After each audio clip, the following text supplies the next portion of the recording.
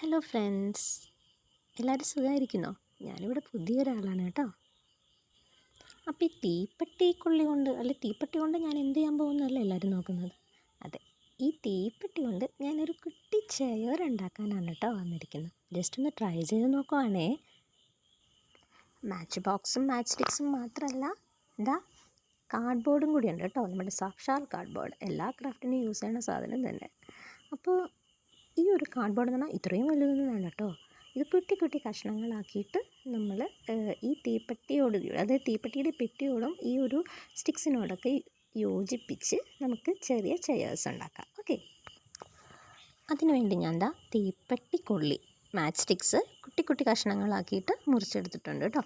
ഇതൊരു ഏകദേശം ഒരു 1.3 സെൻറ്റിമീറ്റർ വലുപ്പത്തിൽ ഞാനിങ്ങനെ കുട്ടിയായിട്ട് മുറിച്ചെടുത്തിരിക്കുകയാണേ.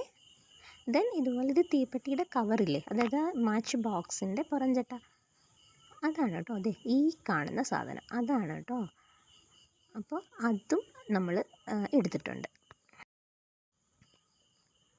ദെൻ നമുക്ക് ഇത്രയും വലുത് വേണ്ട. നമ്മൾ വീണ്ടും ഇത് ഇത്രയുള്ള ചെറിയ ചെറിയ കഷ്ണങ്ങളാക്കി മുറിച്ചെടുത്തിട്ടുണ്ട്. അങ്ങനെ ഞാൻ മൂന്നാല് കഷ്ണങ്ങളാക്കി മുറിച്ചിട്ടുണ്ട്. ആ സെയിം വലുപ്പത്തിൽ തന്നെ ഞാൻ കാർഡ്ബോർഡും കട്ട് ചെയ്തെടുത്തിട്ടുണ്ട് കേട്ടോ.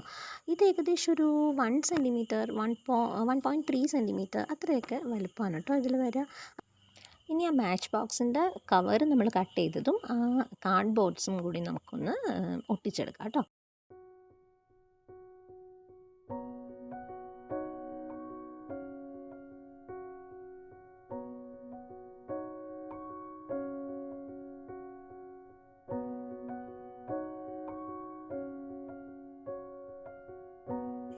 ഇനി ഞാൻ ഒട്ടിച്ചെടുത്ത പീസിൻ്റെ സൈഡിലേക്ക് നേരത്തെ മുറിച്ച് വെച്ചിരുന്ന മാച്ച് സ്റ്റിക്സ് ഉണ്ടല്ലോ, ആ മാച്ച് സ്റ്റിക്സ് ഓരോന്നായിട്ട് ഇങ്ങനെ 2 സൈഡിലായിട്ട് കേട്ടോ, ഈ ഒരു നമ്മൾ ഉണ്ടാക്കിയ കാർഡ്ബോർഡിൻ്റെ 2 സൈഡിലായിട്ട് മാച്ച് സ്റ്റിക്സ് ഒട്ടിച്ചു കൊടുക്കുന്നുണ്ടേ.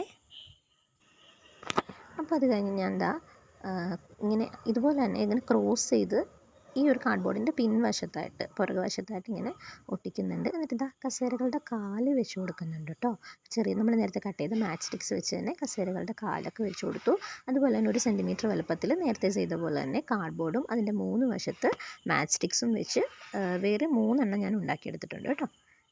ദെൻ ഇത് രണ്ടും കൂടി നമ്മൾ യോജിപ്പിച്ച് ഈ ഒരു ഷേപ്പിലേക്ക് എടുത്തിരിക്കുന്നതാണ് കേട്ടോ.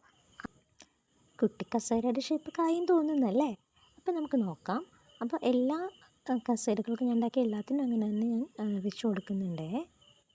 ഇങ്ങനെ ഒട്ടിച്ചൊട്ടിച്ച് കൊടുക്കുന്നുണ്ട് കേട്ടോ. ദെൻ കുട്ടി കുട്ടി ചെയേഴ്സായിട്ട് നമുക്ക് കിട്ടിയിട്ടുണ്ട്. ഏകദേശം നല്ല ഒരു മിനി ചെയേഴ്സിൻ്റെ ഷേപ്പിൽ തന്നെ വന്നിട്ടുണ്ടെന്നാണ് എനിക്ക് തോന്നുന്നത്. നിങ്ങൾ പറയാട്ടോ വന്നിട്ടുണ്ടോയെന്ന്. അപ്പോൾ നമ്മുടെ കുട്ടി കുട്ടി കസേരകൾ നല്ല കുട്ടപ്പന്മാരായിട്ടിരിക്കുന്നത് കണ്ടില്ലേ? അപ്പോൾ ഇവരെ നമുക്ക് ഒന്നുകൂടി സുന്ദര കുട്ടപ്പന്മാരാക്കാൻ വേണ്ടിയിട്ട് നമുക്കൊന്ന് പെയിൻറ്റ് ചെയ്ത് കൊടുക്കാം അല്ലേ? അപ്പം ഞാനിവിടെ പെയിൻറ്റ് ചെയ്ത് കൊടുക്കുന്നുണ്ട് കേട്ടോ ഈ കസേര. എനിക്ക്